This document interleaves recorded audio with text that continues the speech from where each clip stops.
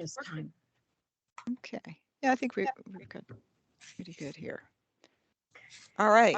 So I am going to call us to order. It is 7:31. Welcome to the Fairfax County History Commission meeting of Wednesday, June 1st, 2022. Commissioners excused this evening include Steve Sherman, Subi Madi, and Elise Murray. I'm going to start to conduct this meeting wholly electronically. The History Commission needs to make certain findings for the record to evidence our compliance with all applicable laws. These motions address this compliance. First, I'm going to conduct a roll call and ask each board member participating in this meeting to state your name and your location. I ask that you pay close attention to ensure that you can hear each of your colleagues. And Mary Lipsey. Mary Lipsey from Braddock District. Gretchen Bulova. Gretchen Bulova in Braddock District. Carol Herrick. Carol, you need to unmute yourself. Carol Herrick, Drainsville District. Subi, I said, is excused. Elise is excused. Barbara Nape.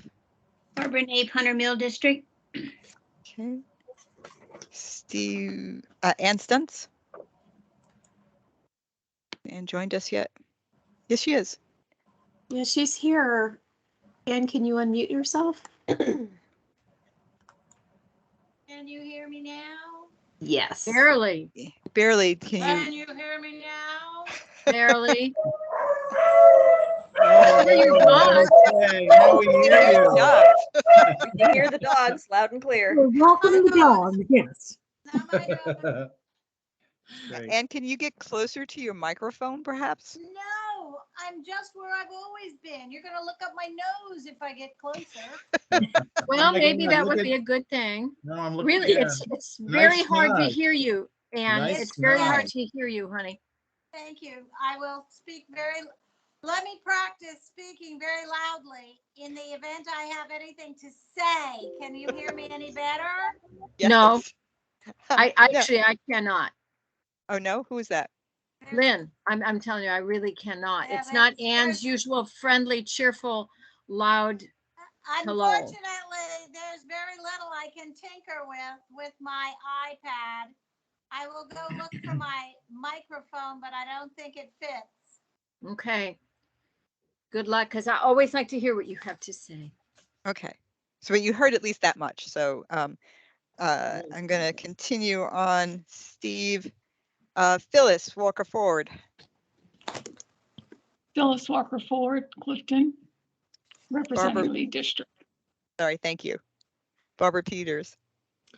Barbara Peters, Annandale, Mason District. Ann Barnes. Ann may still be dealing with health issues, family issues, really, sorry. Or she may be joining us later. Sally Lyons.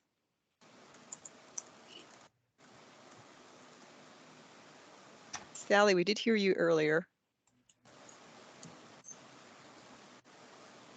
Did we lose that call? She's still. Sally there we Lyons, go. is that it? Can you Yes. hear me? Yes. Okay. Sally Are you Lyons having- in Colchester, Mount Vernon District. All right. Thank you, Sally. Tammy Manarino. This is Tammy Manarino, Mount Vernon District. Sue Kovac Schumann. Sue Kovac Schumann, Providence District. Janae Lindner. Janae Lindner, Springfield District, and those were my lovely dogs that you all got to hear earlier. Oh, were they really? Yes, they were. Happy Happy to hear. I was wondering when Anne had gotten multiple dogs. It was Jordan Dannenbaum.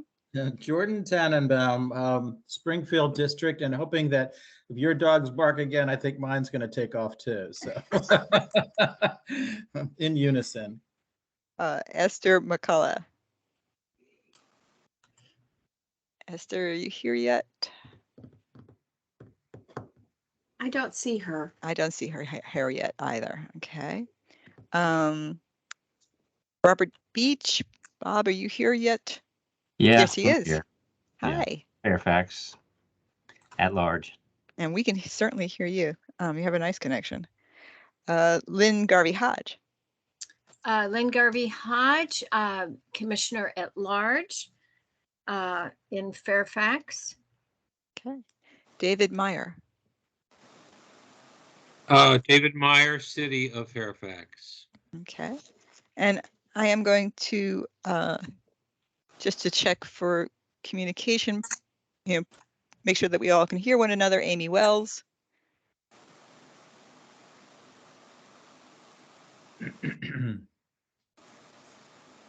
Amy, you want to say hi? I do. Sorry, my Sorry. my mute button is in a different place. New computer. Yep. All right. And I think we have Sarah with us from Heritage Resources. Yep, I can hear you all if you can hear me. Yep, thank you. And Chris Barbershak. I'm here in good old Fairfax, Virginia. Yay. Okay. And we heard Denise earlier. So I at this point I am going to pass my virtual gavel over to Vice Chair Lynn so that I may make the appropriate motions. I move that the History Commission certify for the record that each member's voice may be adequately heard by every other member of this board. I second it. We can hear you now. Okay. So that was Ann seconding. Okay. Sorry, All go in ahead, Lynn. You fa- want to conduct that? Yeah, all in favor? Aye. Aye. Okay, so carried. Right. Second, I move that the History Commission certify that the state of emergency caused by the COVID-19 pandemic makes it unsafe for this commission and the public to physically attend this meeting in person, and the usual procedures cannot be implemented safely or practically. As a result, I further move that the Fairfax County History Commission conduct this meeting electronically through a dedicated video and audio conferencing line, and that the public may access this meeting by calling 1-571-429-5982 and entering access code 973-841-133 #. Second. Okay, was that Ann again? No, it was Barbara. Okay, thank you. Barbara, sorry, go ahead, Lynn. Right, we need to hear from the rest of the commission. All in favor? Aye. Aye. Okay, so carried. Okay, finally, I move that the History Commission certify that the matters in this agenda today relate to the COVID-19 emergency itself, are necessary for the continuity in Fairfax County government, and/or are statutorily required or necessary to continue operations and the discharge of the History Commission's lawful purposes, duties, and responsibilities. Here, a second. Second. Okay, all in favor? Aye. Aye. Okay, so carried. All right, so let me take that gavel back, if you don't mind. And I will entertain a motion to to approve the minutes and pay the clerk. Second. No, I can't make that motion. I'm I asking for somebody to make it. move we accept the minutes and pay the clerk, and Lynn will now second it. There you go. Thanks, Jordan. I was trying to scoot us along here. I was almost ready to ask for an adjournment. And I move that we adjourn. Second. Oh, I'm so glad this is being recorded. Okay, so we have a different motion on the floor. So the motion that is on the floor is to approve the minutes and pay the clerk, which was properly seconded by Lynn. Do we have any discussion on that? Hearing none. All those in favor say aye. Aye. Aye. All those opposed say nay. All right, motion passes. I think I have to rule the other motion out of order. Yeah, it was. Yeah. At this point. Treasurer's report, Sue.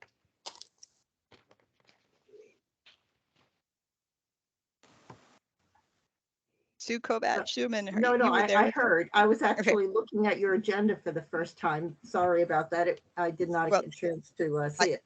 Okay. I sent it now, out very, very late, so I apologize. Sorry. Okay, treasurer's report. A beginning balance, all we had to do this month was pay the clerk.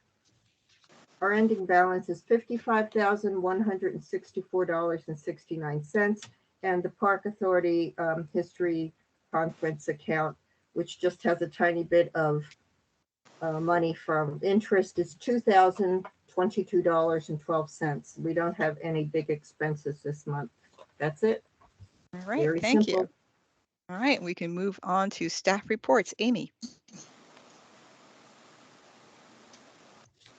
I found it. So Amy Wells, I'm also reporting from sunny Fairfax, Virginia. We are here at the Archaeology and Collections Branch enjoying this delightful weather for fieldwork at Riverbend Park. I know I've said that for months in a row now. We are nearing completion. We're not quite there. Just for the record, well, not the official record, but that too. We're a small crew these days. We've only got 4 folks, and we had a couple of folks move into a new apartment and hurt their backs because we're all too old to be doing that anymore. So our field crew is can we extra small. see you? Can we see your beautiful face? Oh, of course, certainly. Okay, One minute. Hello. There you So, are. There you are. Here I am, Hey. coming at you from the basement, my tiny man cave for the tiny men in my house. So, who will be, if you're keeping track, commissioners, they will be 13 this August. Oh, I can't no. believe it. Are Yes. you serious? And I I remember. am. I remember. Oh my I gosh. know. It's I been think- it's been a long time. So yes, I will have teenagers as of August. Oh, wonderful. Luck. Thank you. So They're sweet. we are at They're Riverbend Park. We are slow but steady. And we wish the rain would hold on for more than just one day in a row.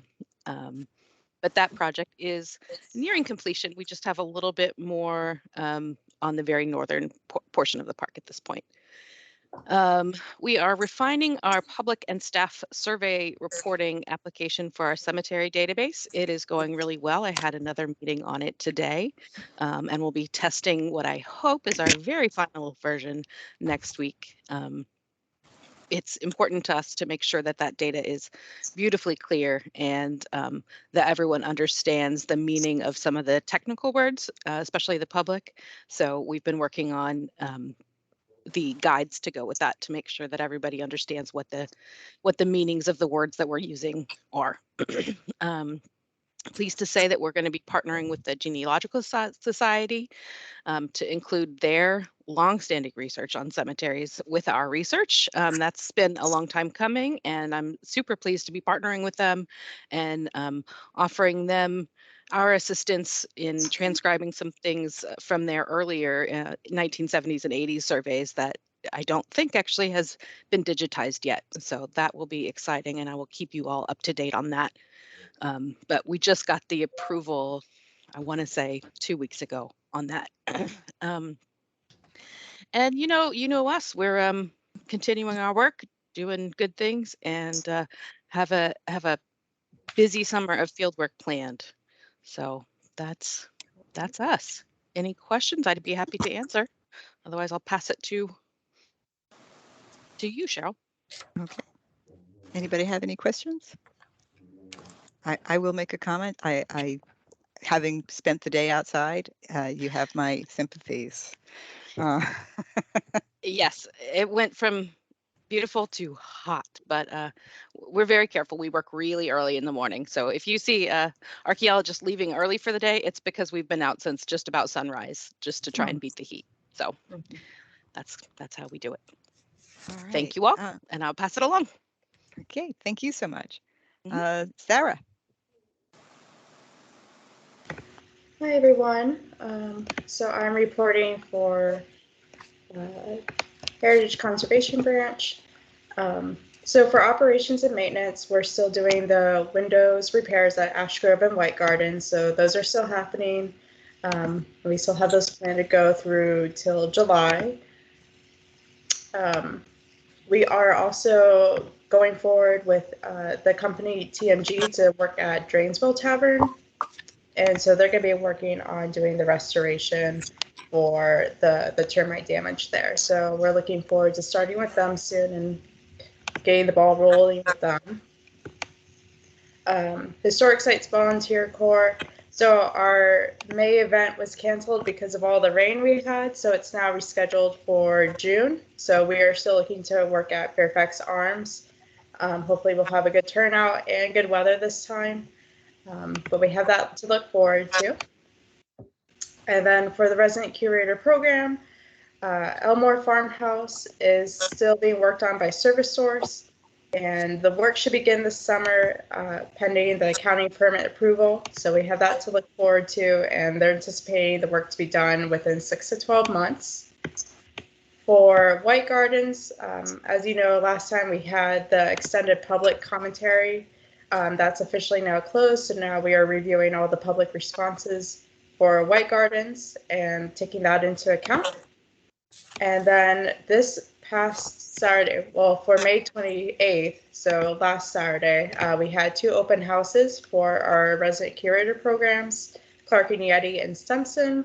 And so those were open for the public, for guests to tour the house and property and to speak with the resident curators about the program and their recent work. But that's all I have from our branch. So any questions?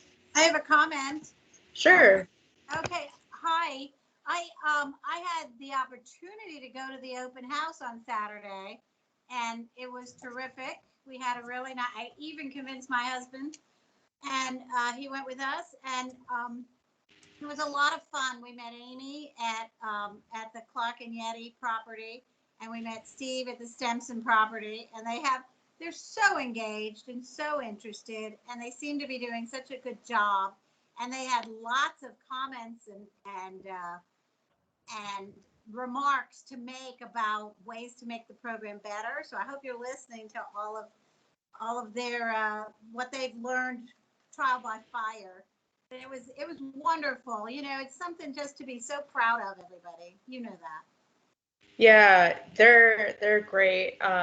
You know, we just did site inspections for them to kind of check in to see the work they've done, and it's amazing, you know, their dedication and really enthusiastic nature for this and supporting the program. So we're very grateful, and we're very lucky to have them as curators. And they're amazing.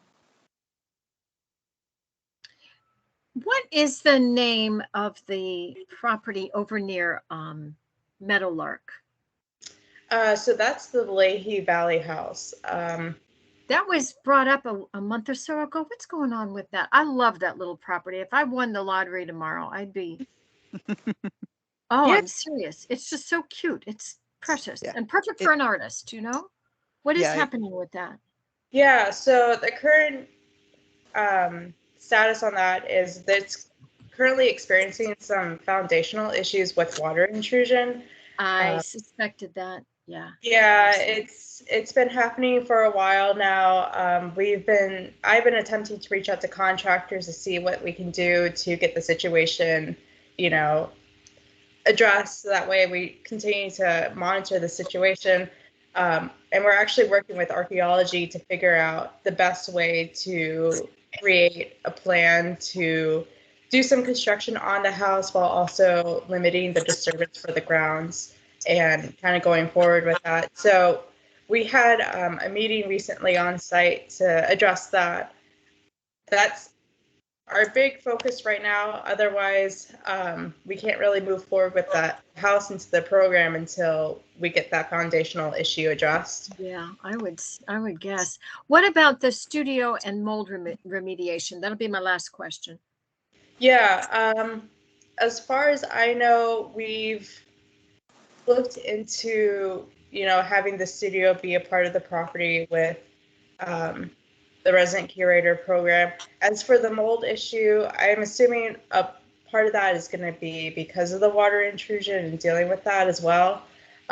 So we're kind of doing the 2 birds with 1 stone, hoping that we can get this water issue resolved, and then that'll lead to other issues related to that being taken care of. Well, it being a separate building, it just kind of makes me wonder. But anyway, all right, I won't take any more of our time. Hey, but it just Lynn, is. It's a very sweet also- property. Yes. Amy here. Also- I'll just jump in real quick. Yeah, Amy. I was at the on-site meeting last week, and I know Ed is the kind of the jack of all trades in the Heritage Conservation Branch, and they've been running dehumidifiers just about round the clock at Leahy. Oh, I'm so sure. the artist cottage actually looks really good right now. Does it? It does. I was really pleased to see it because of some work that they've done. The main house, like Sarah said, we're still working on how to best balance foundation. the archaeology and the foundation and the water. But even that is looking better than it had. So Wonderful. Wonderful. improvement, but we've got a little ways to go before it's fully solved. But I love that little artist cottage too, and I was so pleased. Oh, to the see. whole property is just—it's like out of a fairy tale. It really Anyway, all right. is. It really I is. won't But take it. it's on the mend. Wonderful. Okay. I just wanted to know how Mary Brooke is doing. So I know that we've talked about putting that into the resident curator program. There's still some, I guess, legal documents that they're looking over with the deed and, you know, what's going to be done with the property. We've had our eyes on that. We think that would be a really great site to incorporate into the resident curator program just because of the location and the history. I don't know how far we've gotten with that and the progress of it. David would probably have more information on that. As far as I know, I visited the site and they had signs up warning against trespassers. So it's kind of hard to view the property. It's in bad shape. I was out there a few months ago, and boy, yeah, if as soon as you guys could get on that. Do you happen to know, and Janae, maybe you know something about this, there was going to be an honoring of Wynn Meiselman in June because her birthday's in June. Have either of you heard about anything in regard to that? I haven't. I was going to say, if you want me to follow through on that, because that was the original purpose of creating the resident curatorship program, was to save Mary Brooke.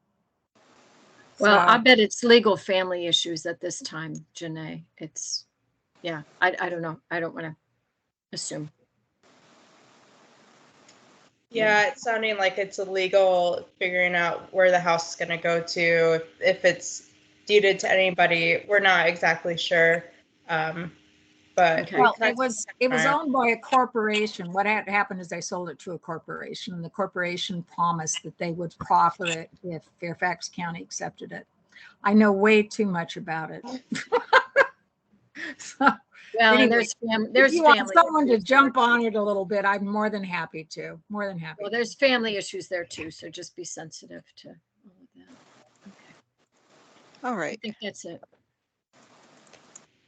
I think we'll have to sort of move along here because we're getting kind of into the weeds. Yep. You can carry on those conversations offline. So moving on to planning. Is it planning and development? No, Chris first, yes? Yes, Chris first. Only if you want. I mean, I'm happy to have Denise go before me. The Virginia Room CPAN terminal is up and running officially. So if you want to come in on a Saturday and Sunday and search for Fairfax County deeds or wills, you can do that now. Applications for the Virginia Room manager position has closed on the 13th. So that process is ongoing. We're shipping a bunch of new school yearbooks out to digitize as part of the Library of Virginia's yearbook program. They had suspended it for a little while during the pandemic, so they started that back up, and we're on the queue. So those will be going out in the next 2 weeks, including a couple of Lake Braddock yearbooks with a certain history commissioner that taught there will be digitized and made available. And we also got a new collection from Danson Unlimited Jazz Company from the 2000s. So that's pretty much what's going on. I just want to make a quick announcement because I'm not sure if I'll make it till 9 because I got to leave out of here at 9. But the Historical Society of Fairfax County had their first meeting in like 3 years, something like that. It's November 2019. About 2 weekends ago at the Herndon train station, we had a walking tour of Herndon.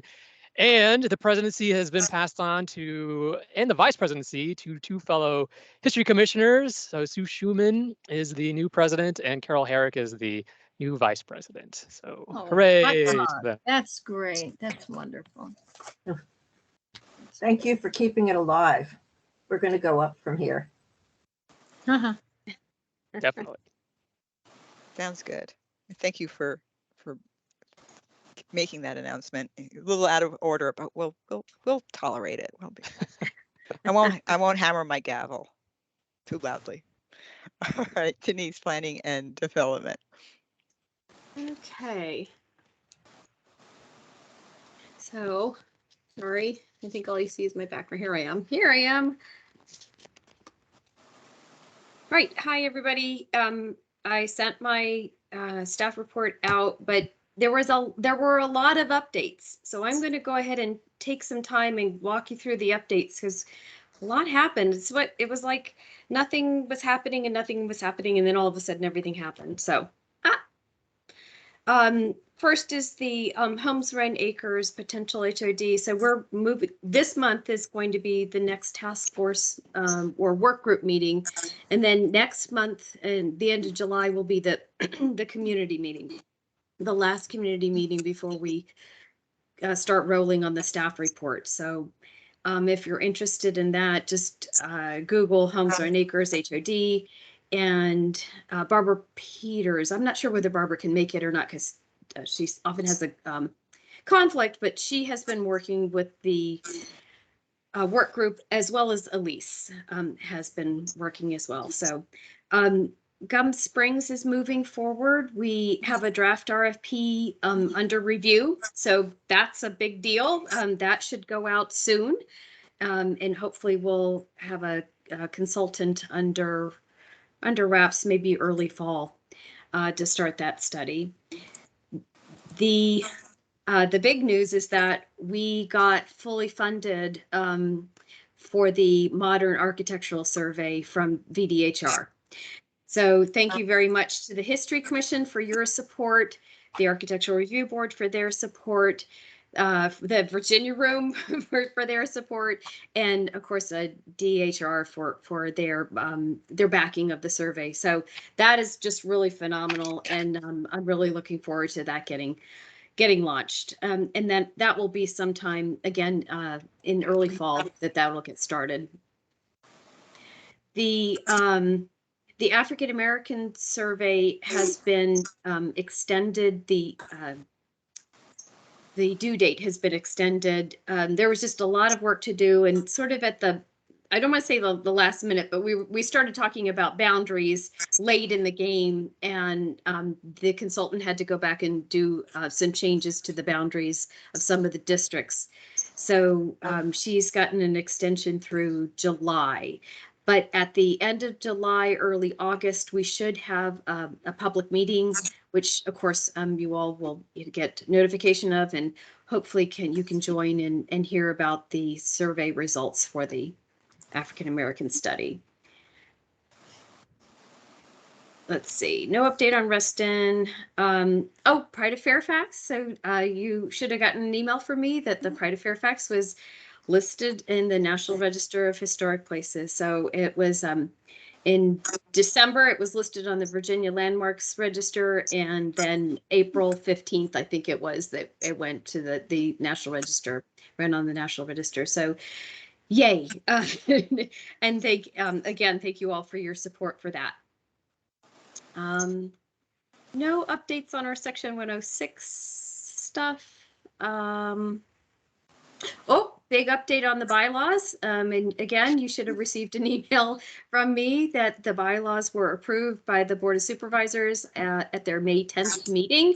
And thank you so much to the history commissioners who hung in there for hours while we waited for the board to roll around on its agenda. So we only had one question and one minor change, which had to do with compensating or the non-compensation of honorary members, and they just wanted that language struck, which was fine, and not a big deal. But you all should have received the final version. And then a little movement on the courthouse as well. So DPWES, who is the agency, the county agency in charge of essentially in charge of the courthouse right now for the master planning project. They informed the courthouse records staff, Heather Bollinger, that the consultant WRA who wrote the original structures report for the courthouse, they were authorized to survey the condition of the existing masonry, brick, and mortar, and provide a report back to their folks to see what it would take to make those repairs. So that's further than we've ever gotten it. And thank you again to the history commissioners for pursuing that. So. And that's my report, but lots of movement on lots of things. So much good news. I know, it kind of bottled up for a long time. So happy to answer any questions. I just want to thank Anne for sitting next to me through that long board meeting. Thank goodness for good Wi-Fi. Yes, thank you both for being there, just in case they had questions. I do appreciate it. Yeah, and thank you.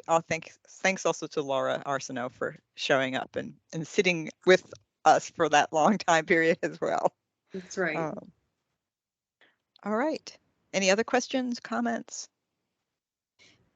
Okay, then we can move along to speaking of Fairfax County Courthouse. Sue, do you want to just, I know you sent this out as an email, but if you want to just briefly update us on what you've heard about the courthouse.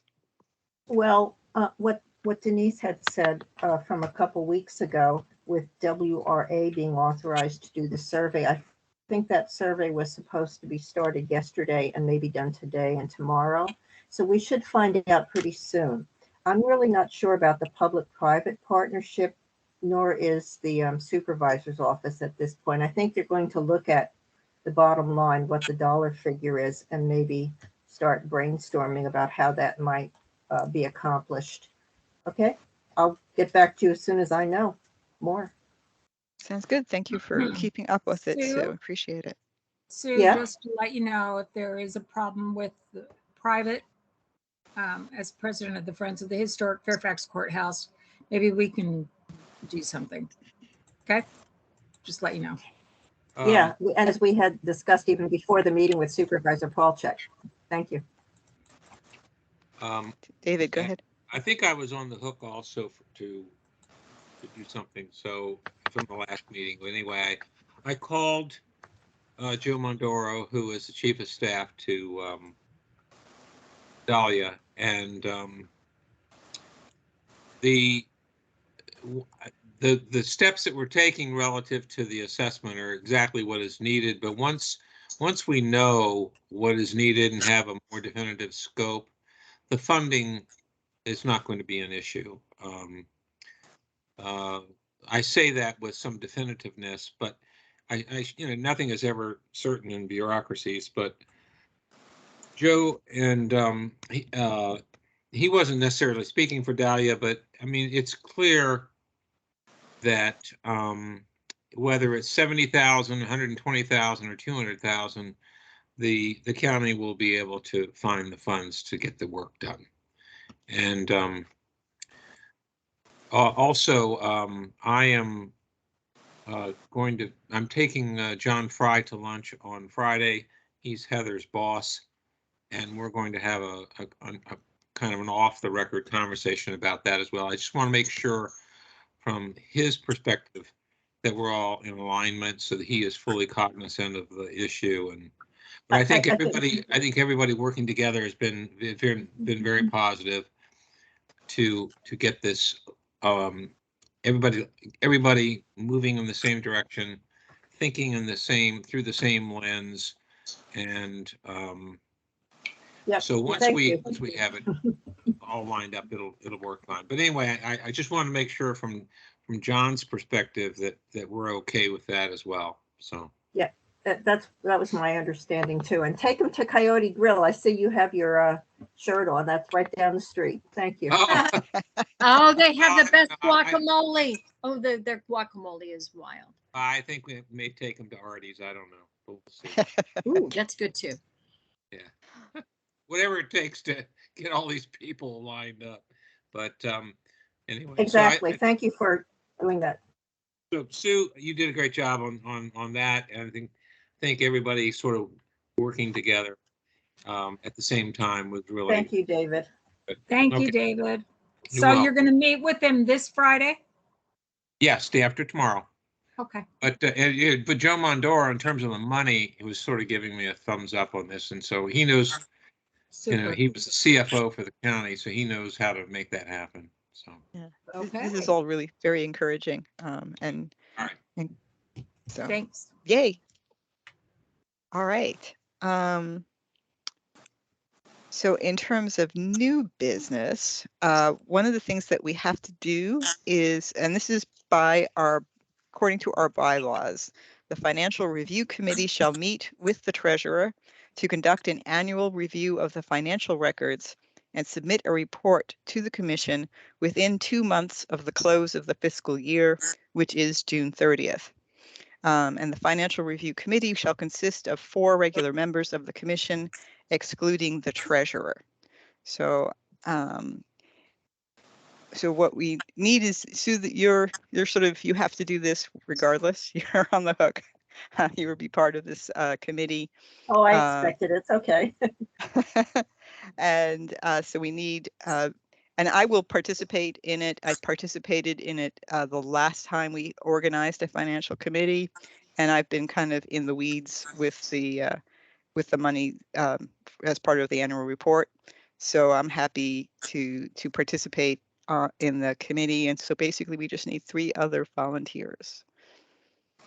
And Elise has an outline as to what to do. Go ahead, Ann. We have kind of a committee already, which we've talked, that's in Denise's list. But I know I'm happy to be on it. Okay.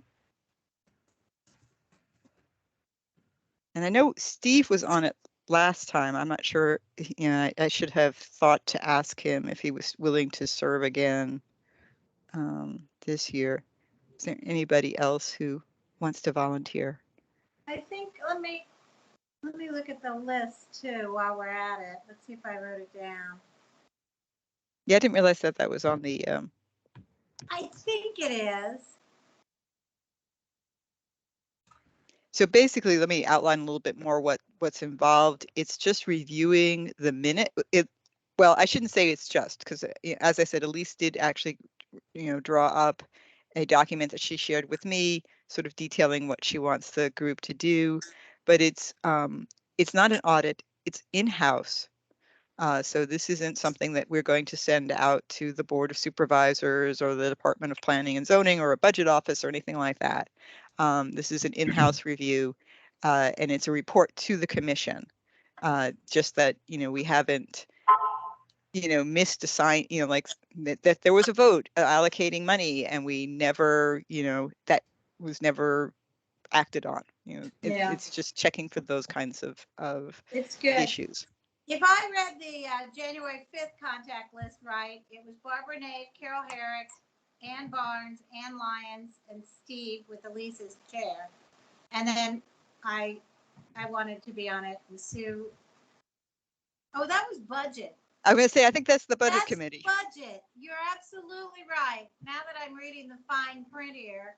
I was about to say that's budget. That's not this group. But it's good too. That's a really good. So the Financial Review Committee used to be called the Audit Committee, but oops.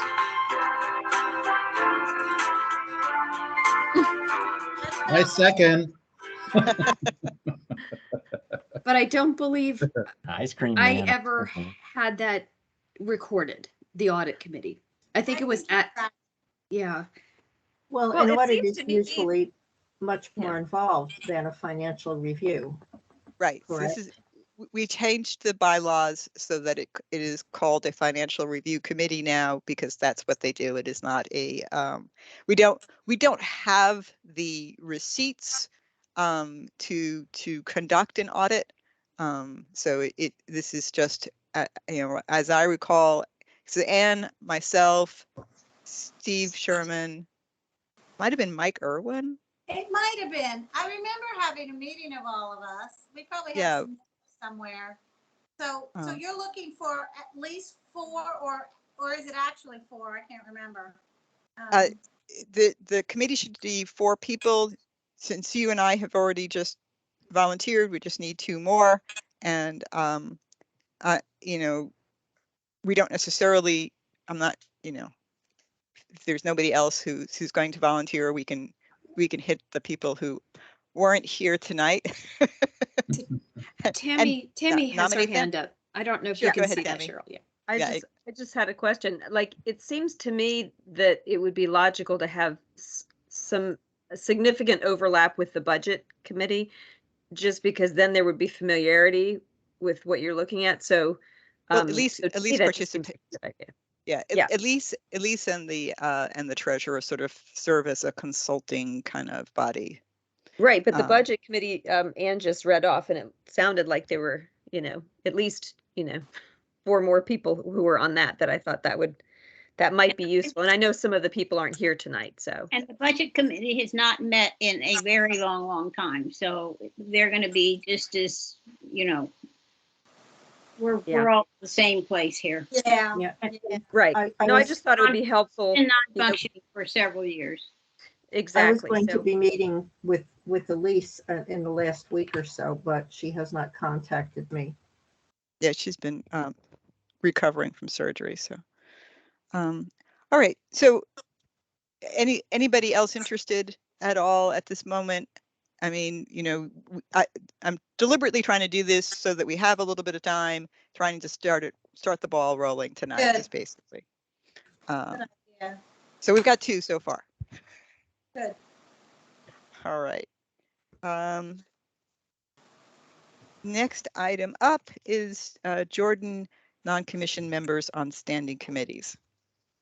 Great. Okay. Well, this is very exciting, and ultimately this leads to a bylaws issue, an amendment to the bylaws. So we missed the May 10th meeting, but I'm sure that we can, if we all can agree on this minor change or tweak, we can get it at a later date. So here's the issue. Currently in our bylaws, we have the provision for standing committees, but the bylaws say that only commission members can be members of the standing committees. In an attempt to bring in new expertise and new ideas, it occurred to me that this might be a way in which to get additional resources for the commission and to involve more people in the county in the work of the commission. So Denise and I met with Marty Desjardins a number of months ago, and we talked about this possibility. He said, yeah, it sounded like that would be a possibility, but we would need to amend our bylaws to allow for non-commission members to serve on standing committees of the commission. So that essentially is what I'm bringing to the commission this evening, and seeking a motion to do that, to get your support for this. And I'm happy to, obviously, to discuss this, answer questions, concerns, suggestions, etc. It's I think it will invigorate, further invigorate the commission, and as I said, provide opportunities for folks with new expertise, new experience, new ideas, and who have an interest in the work of the commission to become involved in our work. So that's the proposal, and at some point when we finish discussing this, I'd like to I'll make a motion that we do this, and hopefully there'll be some support. Jordan, haven't we already, I mean, Mike has continued to serve on a committee after he resigned from the commission. So are we precluded at this point from having people, or is it just that we? But if you read the bylaws, according to Marty, the associate attorney, and Denise, feel free to jump in and add anything, and any other thing that you think is important, having been in that meeting. Mike, but according to the bylaws, they can only be commission members. Marty was very clear about that. So Mike is doing this, which is terrific, but it is not sanctioned by the bylaws. I had a question, you guys. If you can hear me.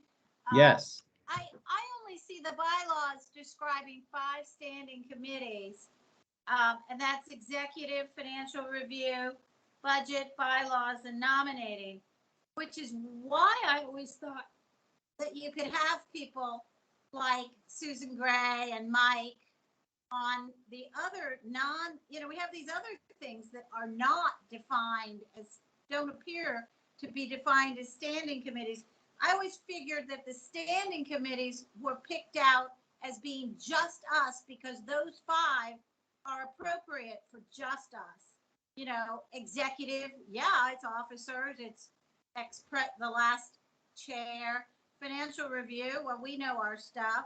But the other committees, all the oral history and the history conference and the awards, to my mind, the way I've always read the bylaws is that they're open to non-members. Did Marty address that?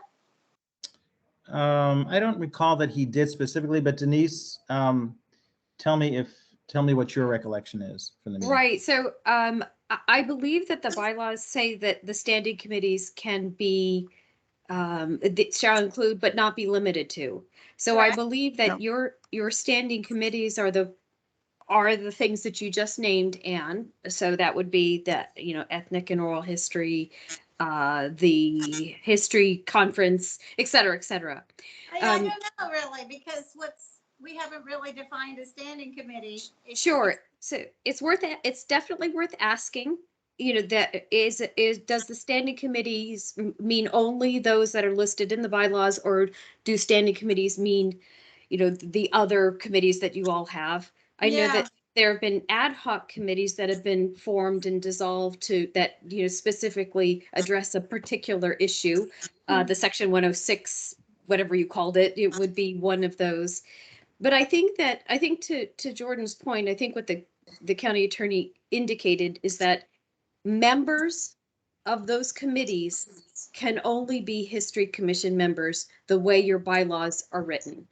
Yeah. And you could have a guest come in that acts as an advisory or a subject matter expert or something like that. And I know that the history conference has done that on occasion. Brought somebody in that is no longer a commissioner, but has served on the commission before. But I believe that the indication from the county attorney's office from our meeting, what he indicated was that to be a member of that committee, you needed to be a member of the History Commission. I would wonder, well, we don't have to spend time on this, but I would wonder if we'll ask him, but would we make a formal, in order to have more standing committees, that would be a formal decision. So I'm sorry, go ahead, Anne. I didn't mean to finish. That's all. Just would it, since we don't really define standing committee, I would think, as a total non-lawyer, that maybe you would have to make take an action to formally turn something into a standing committee. Yeah, I think that you might be that might be a question worth following up on, Anne, because it takes get a little hazy. But just for everybody's awareness, I'm going to read from the bylaws so that you so that you can see the language. The chair shall appoint all standing committees except the nominating committee and the executive committee. Standing committees shall be made up of members of the History Commission. Then it goes on, the standing committees shall include, but not be limited to, the following. And then it lists budget, nominating, bylaws, financial, and executive. So there, you know, it's basically, I think, you know, you could say that, you know, conference and all of those other committees that we routinely, that are sort of our standing committees, they're always there, are included under the but not limited to clause, in which case they shall be made up of members of the History Commission. So I think that's probably what the attorney is reading. And I know there's other people who are waiting to talk. So I just wanted to give you the language in the bylaws. And I didn't see whose hand went up first, but I'm going to go Tammy and then Janae. Yeah, I have a couple questions. On the surface, this sounds like a great idea that, you know, can help us to leverage more people to get work done. So I like that aspect of it. Having worked for NSA many years, I always have a sort of a defensive, negative view of things, like how could this go wrong and come back to bite us? So I have a lot of questions about, are these folks counted in quorum?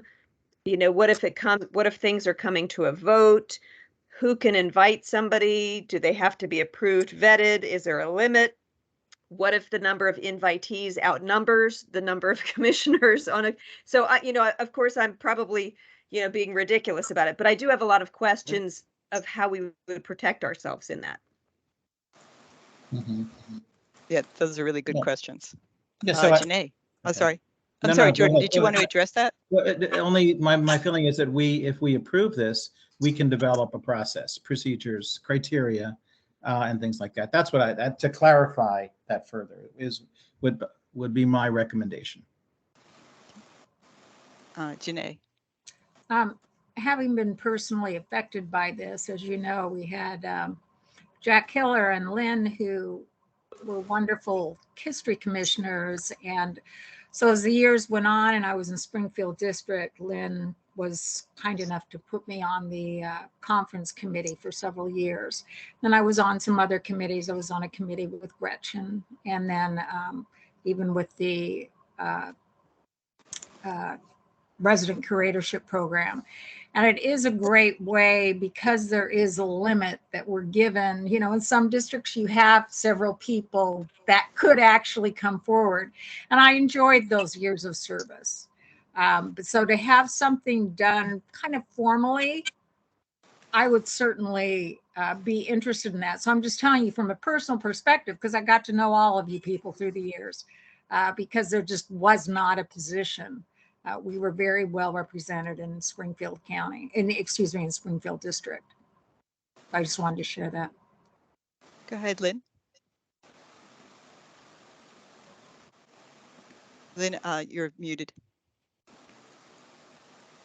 Didn't know I even could be muted. Okay. So there was a request that someone attend our meetings, because our meetings are indeed public. Janae, that was how you came to join us, not as an official member. We have also had Naomi and Mike as former commissioners, and I would say to some extent as subject matter experts, because they've had so many years of experience doing the conference planning. I'm anxious to see where this goes. You know, let's just keep in mind, all of our meetings are open to the public, so anyone can attend who wants to. I think one of the criteria, Jordan, I think you make some good points here, would be voting privileges and self-representation in the community. Those two areas. And I don't really have a sense one way or the other, but I think those would be some things to take a look at. And I also just on a procedural thing, based in terms of amending the bylaws, Jordan. Yeah. So they can be amended by a 2/3 vote. Right. Provided notice of the proposed amendment has been given at a previous regular meeting. So what we cannot. So we could vote. We can't vote till July 6th, correct? Right. So what this discussion really should be moving towards is coming up with a language for a motion that we would then, that you could then present at the next meeting and then would be voted on the meeting following. Okay. Barbara. I think that the issues that Tammy raised and also Lynn are excellent. I think it's an interesting idea, but I think that it needs to be structured. So I would suggest that perhaps we create a task force, a group of people to come for no motion tonight, but just it's certainly worth talking about. But I think these kinds of questions need to be put out, and we need to think about that. So I would be very much in favor of it ultimately, but I think that we need to proceed step by step. That's my suggestion. So that we could make a motion on. Yes, to have a task force. Yes, ma'am. Okay. All right. That sounds reasonable. Sue. I agree that there are some questions, but I also think it's a good idea to get people who are interested in specific things to be committee members, and not necessarily former commissioners, but people who are experts in an area. Because we did talk about the fact that to sustain the commission, we do need to be getting new members. And this is a way to familiarize people with what the commission and committees do. And as to whether or not they would have a vote or who would invite them, would it be the chair of the committee? You know, that's kind of, there's some personality things that will come in there, but it's a really good idea to get out there and kind of widen our reach as much as possible. So I think it could work well. There anybody else who is? I'll just make the observation generically. As the mayor of a city, we have, I don't know, 10, 12 boards and commissions. And members of those commissions are appointed by the city council. And yet there are other citizens who are also members. And we've made it clear on their bylaws and their charters, the actual, and I'm sure the county is the same way, these organizations are stood up through an ordinance passed, and because they have appropriated funds associated with their activities. And so we do have opportunities for people who show up, who express an interest, to volunteer, but we make it very clear, there's a very clear line between who can actually vote and on behalf of commission or committee activities that require that reflect policy and or the expenditures of public monies. But I think generically, Jordan is raising a very good point, as everybody has said. I think this has been a very rich discussion and good observations by everyone. And I would encourage for us to move forward with a working group, and then come forward with a resolution to make it clear that we can avail ourselves of subject matter experts and others who might be willing to provide some volunteer time that be of value to the commission. So thank you. Yeah. So I'm not sure if there's anybody else who. Barbara, do you have your hand up again? Okay. I do have a sort of a question or an observation to make, is that we do have advisory members in our bylaws already. We have two types of members that are not regular commission members. One are honorary members that are non-voting specifically. I'm sorry, advisory members are also specifically non-voting. And advisory members are appointed by the commission for a term of 1 calendar year. They shall be experts in the field as the commission's work requires. So I wonder, Jordan, if what you all were discussing with, and I can't come up with his name, I'm sorry, with Martin. Yeah. Were you talking about expanding the definition of those advisory members and the things that they might do, or that they may not necessarily be experts, since perhaps you don't, I mean, do you intend or seeing that these are necessarily people who are only experts, but who might just bring different perspectives? Yeah, but yes, yeah, I think a different perspective. I can see, as Sue mentioned, perhaps folks with younger folks coming in, learning about. I think it's important to make that change. I actually, in the many years before I was appointed as a commissioner, tried to, as I've mentioned several times before, tried to get on the commission, and thought that being an advisory member, particularly with my background in preservation, would qualify me, but I never could make it. It was never approved.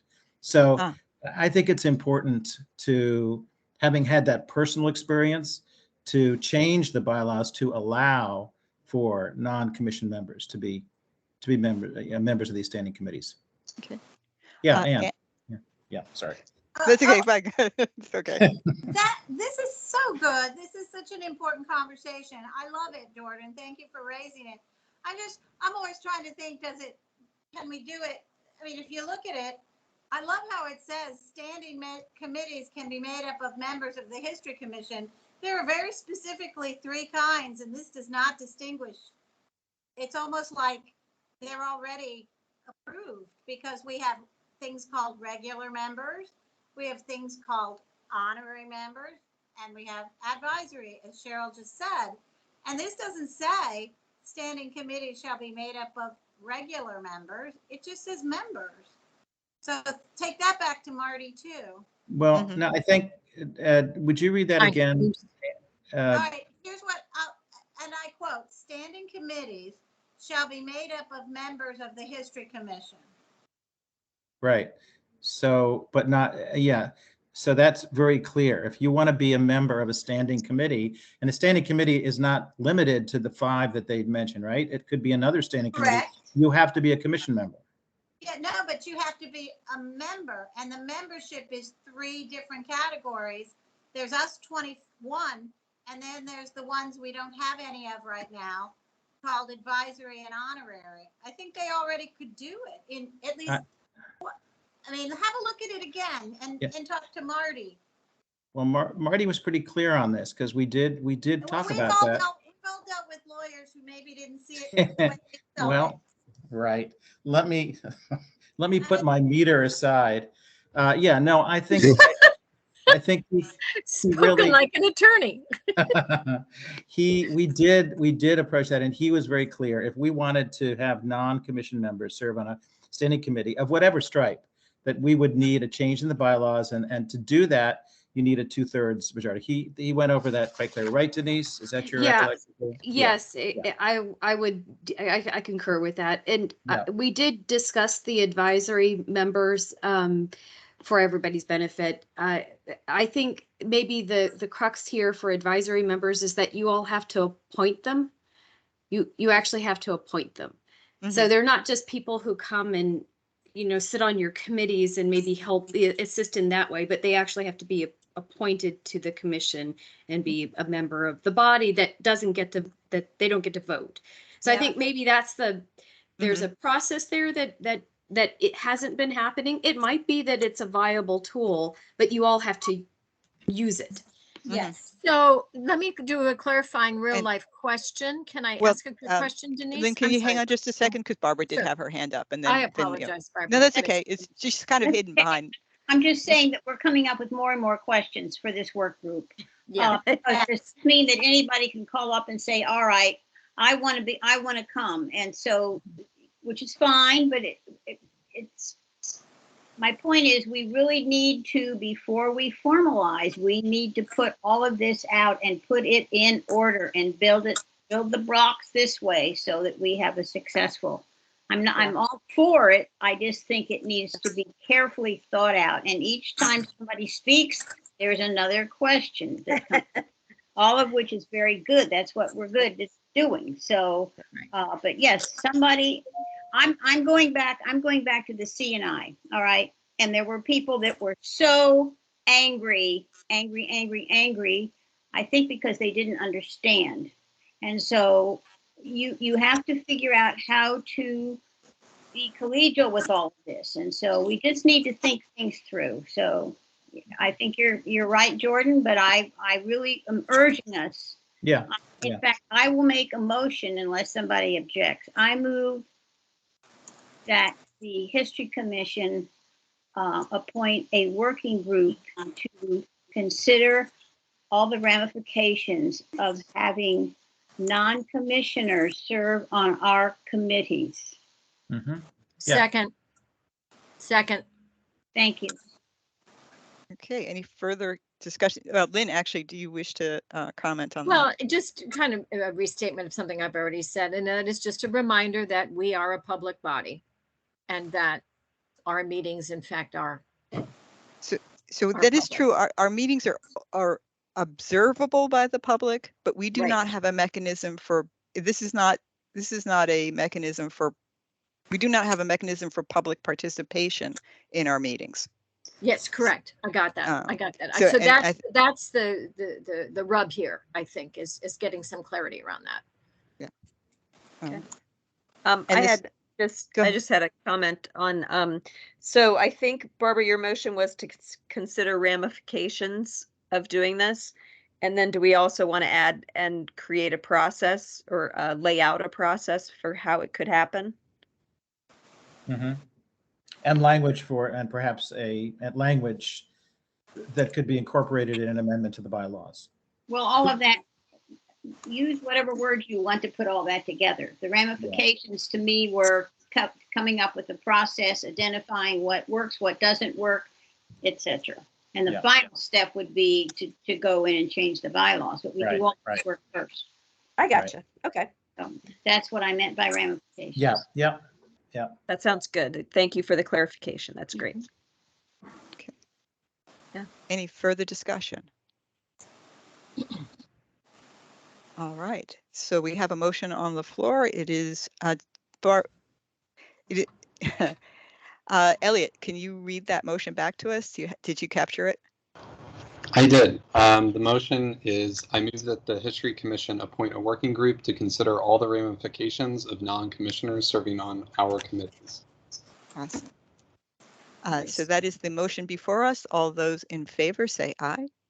Aye. Aye. Any abstentions? Any opposition? Opposed? Hearing none, motion passes. So so now the next question is who's on the working group and who chairs it? Yeah. Oh, Jordan, I think that'll be you. Your hands are up. Nominate Jordan. I was afraid of that. I was afraid of that. Okay, so how many? Well, yeah. Yeah, All right, I'm happy to help with it. I raised a bunch of issues, Jordan, and I think it's Jordan, I'll help you. Great idea. Thank you. So I heard Jordan, and who else was that? Tammy. Sorry, I heard Tammy, Jordan, and there was Janae. That's it. Great. David, are you available since you have all that good information from the city? That would be fine. Great. Okay, just I think I just say because City of Fairfax and the National Security Agency will have it covered.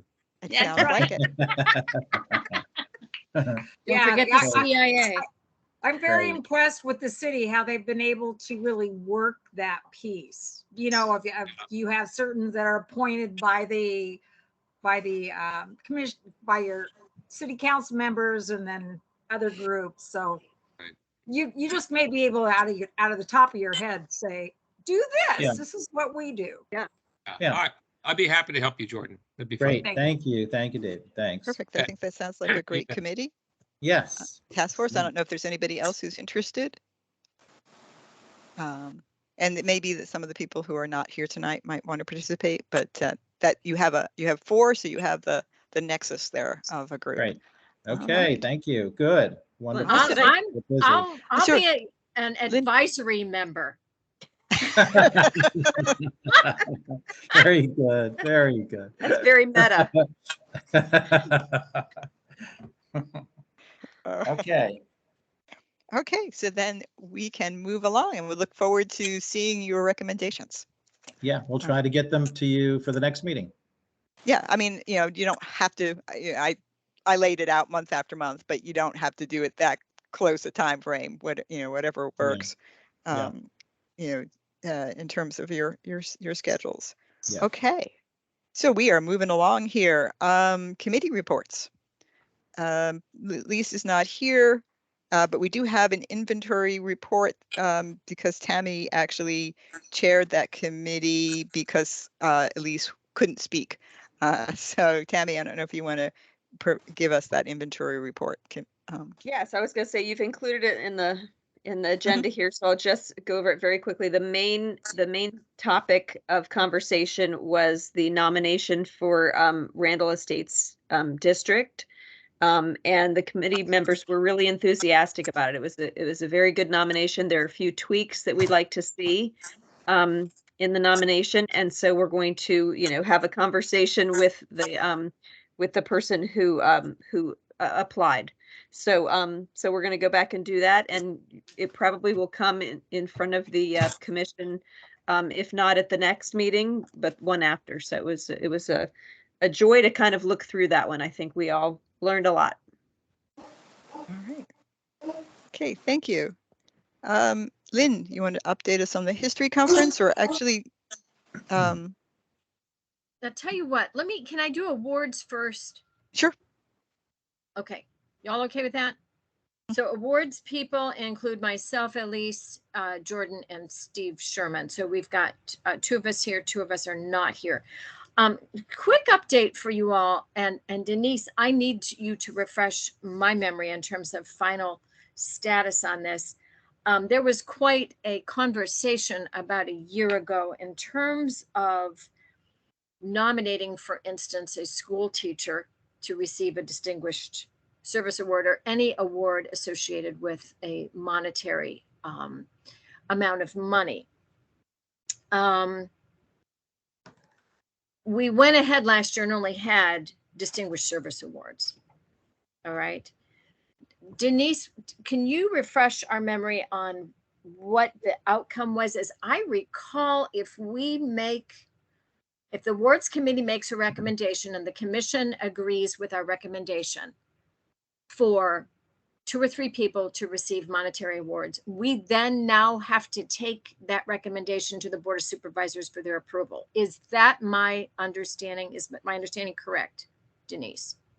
So Lynn, this is the first that I'm hearing of it in probably a year. I would have to go back and refresh my memory as to where it ended, but I'm happy to do that. Okay, thank you. You just remember so much stuff. I thought I could, you're like Google. I'll just do a Denise. Okay. Lynn, it wasn't it isn't a question of getting individual approval for each specific award, but for the capacity of the commission to grant such awards. Okay, so that does need some clarification. So let me use that as kind of a segue into where we are with awards tonight. First of all, let me say the deadline is today. So if you have anyone you want to nominate, you've got until midnight tonight, which I know as soon as we shut down that y'all are going to be sending me more submissions. But do know that if you've got someone within your district or who you know deserves an award for whatever good work they might have done this last year to help preserve the history of Fairfax County, we would love to hear from you. Here's what we've got going so far. And Carol Herrick, you are on the phone with us this evening, and I've got an email from you that indicates there's a woman named Allie Lee Hoffman. I sent that to you last year. Yes. Okay. But it was after the awards, we're already kind of decided on. I'm just going to ask you if that's something you want to resurrect. Feel free to put forth a submission this evening. Okay. I think we'll hold off on that one because it's not going to apply so much to this history conference. So let's hold off on that. You know what? I hear you, and I think that might be a good idea for the 3rd conference. Okay. So that's taken care of. That's taken care of. Here's where we are so far with awards. We have, well, that's the conference, a gentleman named Mike Salmon has submitted a video, and this would be the Mayo Stunts Prize. I do not know how long the video is. I've just picked it up a couple weeks ago. There's 2 Mayo Stunts Awards, one for less than 30 minutes, one for longer than 30 minutes. The less than 30 is a $300 award. The more than 30 minutes is a $500 award. So I will be getting with the awards committee to somehow figure out how we're all going to sit down and watch this video. And the most recent one I have from him is called The Gravel Pits Before There Was a Kingstown. This was Alexandria. So Tammy, you're familiar with it. I've seen that one. Yes, yes. You have seen it. Do you remember how long it is? I don't think, I feel like it was 15. Like, I don't feel like it was really long. Okay. And I think it was available online. I was able to watch it online. Were you? Okay. All right. So I'll need to, if you have an online connection, because I do not in what he has submitted. Yeah. I'd appreciate that. And I do believe Mike had sent me something earlier this year, or at least referenced one. So stay tuned on that. Mary Lipsy and Phyllis Walker Ford have beautifully nominated Distinguished Service Awards for the 6 gentlemen who you got to know last month that have designed the template and the formatting for the African American Historical Inventory Project. And Akbar Shuri, Brian Doe, Roman Patrick, Steve Chuko, Samuel Pitch, Fernando Galarzo. Those are the George Mason University capstone IT engineers who have been duly nominated. So we have that in the works. Another person that is being nominated, and some of you may be very familiar with her work, is Debbie Roberson, Lifetime Achievement Award. She does not sit on the commission anymore. I had just pulled up Northern Virginia History Notes. Northern Virginia History Notes is the website that she began back in 2005, and it is phenomenal. I urge all of you commissioners to become aware of it, know what's there. She's got a wonderful article on it about how the decision was made to start shifting from the growing of tobacco to wheat. She's got a lot of different districts within Fairfax County, Loudoun, and Prince William covered within this wonderful website. So she will be up for a Lifetime Achievement Award. And I'm trying to think, Jordan, is there anybody else you recall that? I don't. I think that's it. I think that's it. So we've got about 4 or 5, obviously those 6 fellas from George Mason. And I'll be getting with the rest of the awards committee. We won't do a committee meeting in front of you tonight, but I just wanted to get everybody up to date. I left voicemails for everyone today so they knew what was going on. Anything else I should add on awards? And Denise, you'll help me with the backstory on that one. I think that's it. Okay, good. Let's go on to the history conference. We have made some fantastic movement on this. I sent out about a week and a half ago a draft agenda. And this is what we have so far. We've got welcome and awards. So we've got a yes on David Meyer, a yes on Chair of Board of Supervisors Jeff McKay, a yes from Jerry Connolly, Congressman 11th District. We've got a yes from Esther and possibly Ann Barnes to talk about some of the earliest African-American churches and their communities in the county. That will be a segue from last year on into the end of the 19th, early 20th century. Dr. Eric Larson from the Germana Foundation will be talking about what happened over at Germana, how some of that bled into Fairfax County. That's an 18th century Germana colony that Barbara Naif and I are both very familiar with. And then we also have Martha Caitlin, who was a historian for the Alexandria Monthly Meeting of Friends at Woodlawn. So we'll get the Quaker perspective of what was going on at that point in time. Then Liz has tapped a couple of her colleagues, Dr. Martha Palante and Dr. Donna de Blasio, to talk about the whole reality of the Midwest growth of immigrants during that same window of time. John Murphy from Fairfax Railroad Museum and St. Mary's Church, who will be talking about the county's earliest Irish citizens. And finally, we have Sean and Susan Dillies, who will also be talking about our earliest Jewish immigration on into Fairfax County. So I think we've got a pretty colorful conference. I have sent out, committee members, since we were not able to formally meet next week, same questions, consider, and I need to ask you to get back with me individually. I sent you a draft agenda. It does not include breaks. I gave 45 minutes for each presenter. We should be ending around 3 to 3:30. We've got 45 minutes for lunch. Take a look at it. Chew it up. Is it in the right order? Do you want to change the order? Should we put the Irish? I mean, just whatever you want to do. Okay, so committee, please get back with me on that. Also, I know, Jordan, you had mentioned you've got a friend through Rabbi Act who can help with some PR work. Yeah. Let's begin going on that. And then probably the biggest thing for right now, I need graphics of any of these people. I've got some great graphics from Sean and Susan. Needs and a few good graphics for the Irish citizens, the John Henry Devereux building, the railroad through Clifton and that kind of thing. I'm sure Martha has some. So Liz, I don't know. Is Liz on this conversation? No, she's not. No. Okay. So I'll get back with her and see if we can get some graphics. And then with that, we can put together, and my goal for this is always by July, if we can, have some kind of a save the date flyer. Cheryl, we do need to have a note put on the website. I think maybe this is done. It is done. Okay, to save the date for November 5th. That we are still planning on a hybrid conference at the Sherwood Community Center. Again, thank you to David Meyer for that.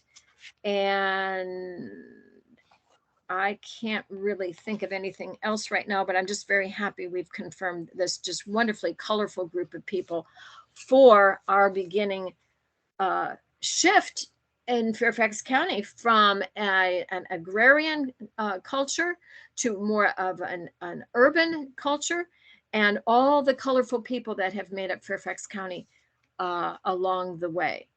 So anything else, conference committee, you would like to add? This is Nothing? Esther. Yes, Esther. I just want to say I'm excited about the conference.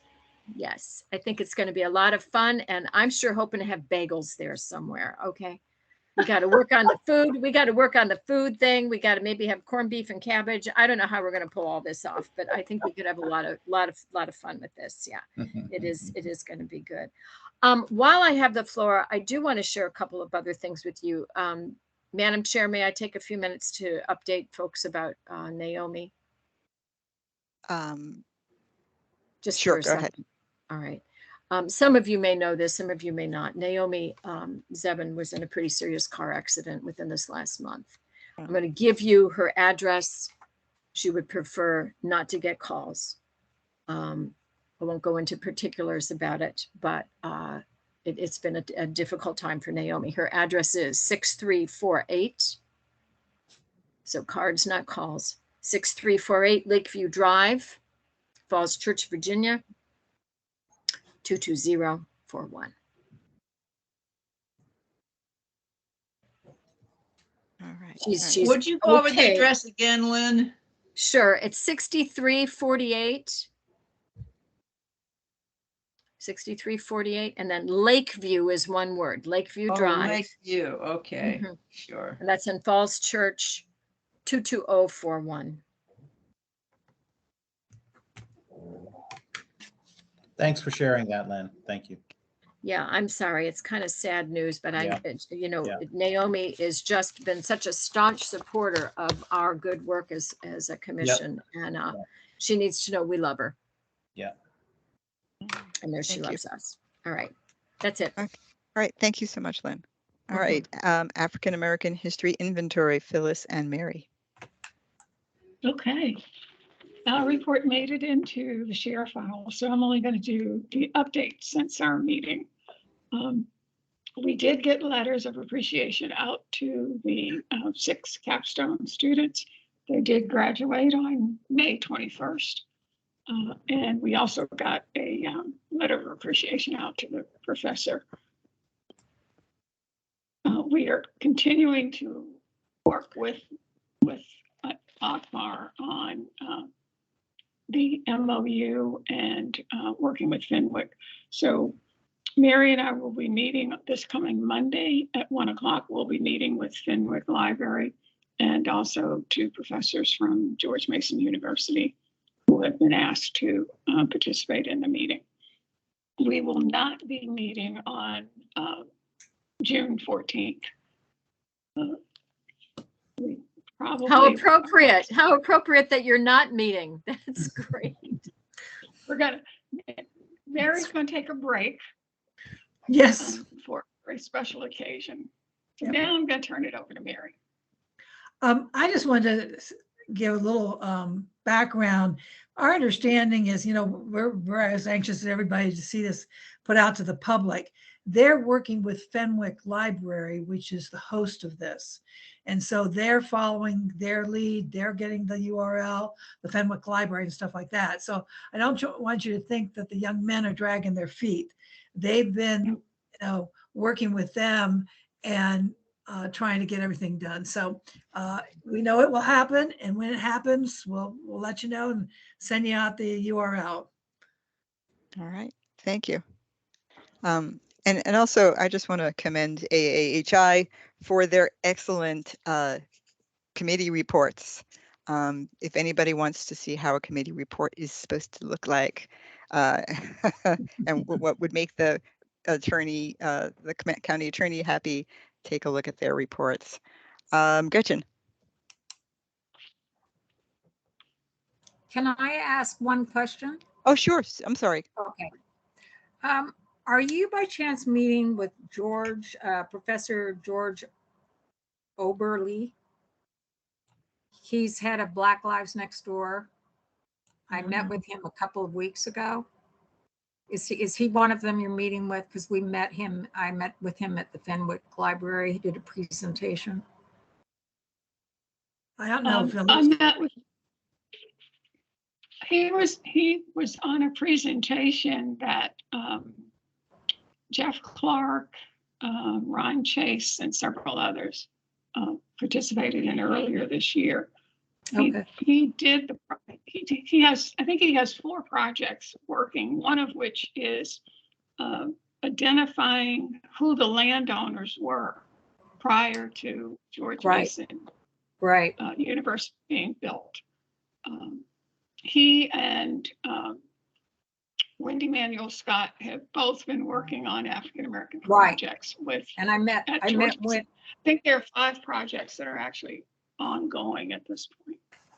So yeah, I met Wendy as well. And anyway, I just wanted to check to see if those connections were being made. So thank you. All right. Okay. All right, Gretchen. All right, so the Semi-Quincentennial State Commission has been meeting regularly, and a staff has now been hired for the commission. At the last meeting in Richmond on May 15th, we looked at different logo options and we're considering a tagline. Unfortunately, we didn't have a quorum, so we weren't able to make any decisions at that time. There will be an October symposium with the Omohundro Institute at the College of William and Mary, October 28th through 30th, 2020. And I'll definitely keep you posted on registration for that. I'm not sure if it has a virtual component yet. I don't think it's that far along. And they are also looking at a signature launch event with other state representatives. So this necessarily wouldn't be open to all of us.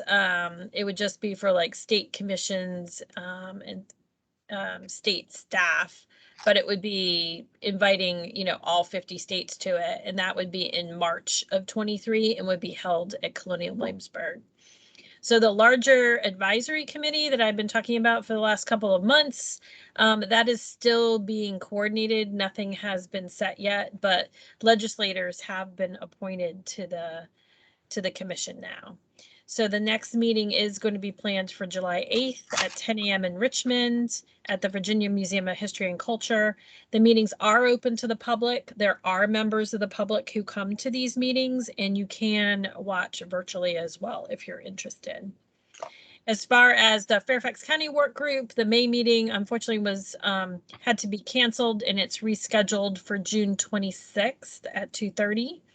And the draft bylaws for this group will be considered at this meeting.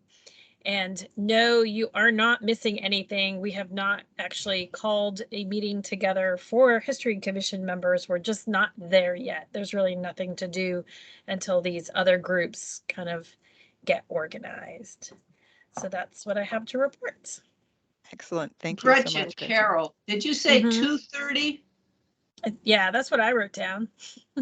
I wrote down 1. That's why I asked. It's 1. It's 1. Is it 1? Yeah. It's 1 yeah. o'clock. Let me change it on my report. I'm glad I asked. It's June 29th, the 29th at 1 o'clock. Let me look again at my schedule. I The don't know why these things 26th don't is- translate. 26 is a Sunday. It's a Sunday, so I Yeah, knew. sorry. Okay, got it. 1 to 2:30. 1 to Sorry. 2:30. Yes. Sorry, Carol. Gotcha. I think we're going to be meeting at Visit Fairfax offices. Oh, nice. Yeah. Okay. That is my report. Thank you. And I'll send All this right. to you. Yeah, thanks. No, thank you. Appreciate it. Okay, I think Lynn was just gesturing. You didn't have your hand up, did you? No, but I've lost everybody's audio. And Teams just told me to leave and come back in. I don't know what happened. I don't know. Okay. Well, Anne, advocacy and annual report.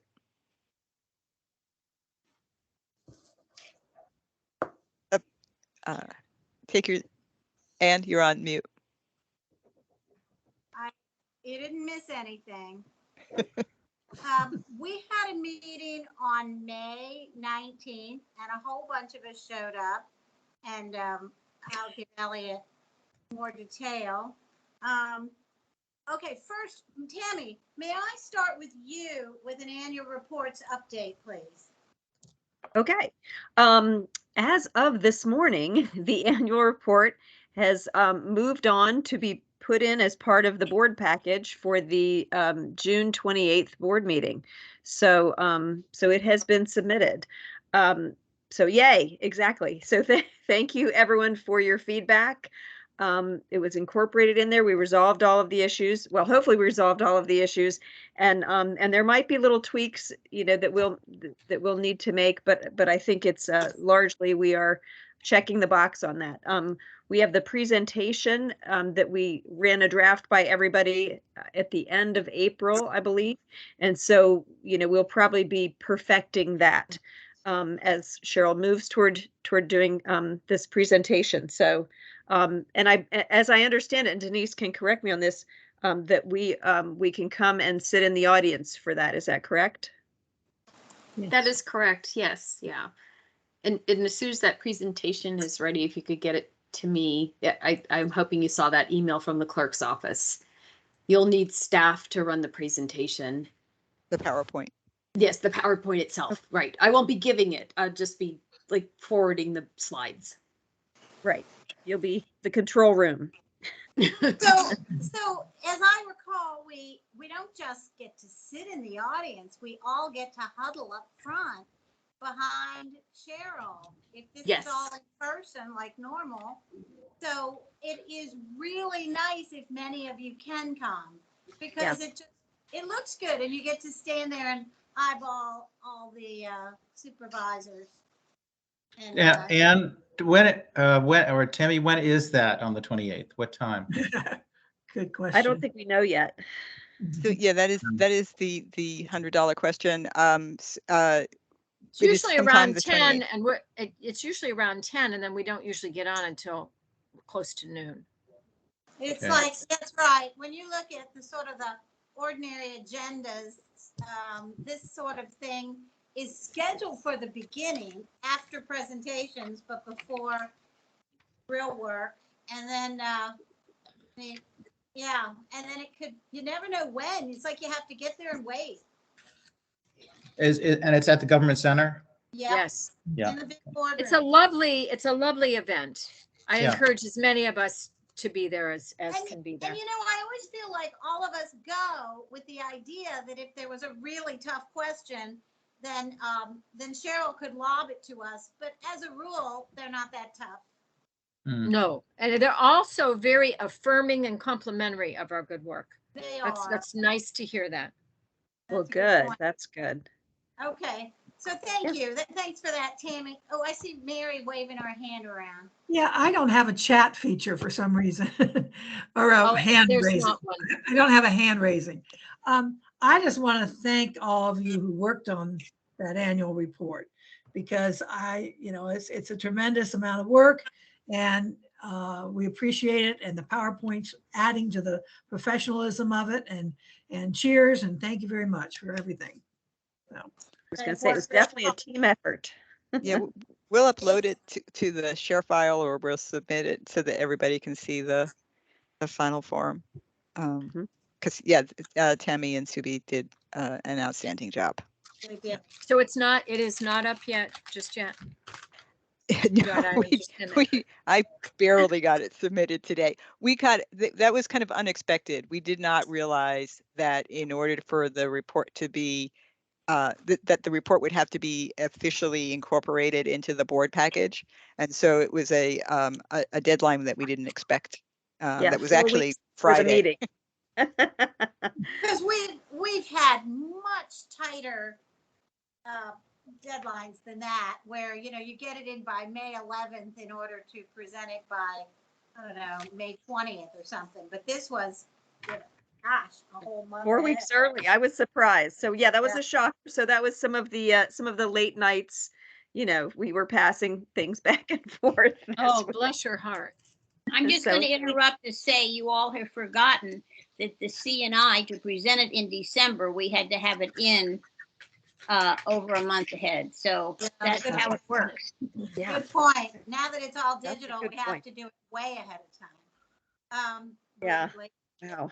Okay, so great work, you guys. Now, the only other thing I wanted to really emphasize to you, which we spent a lot of time on at our advocacy meeting, is we're making a big effort to cover community events. And we've said this before.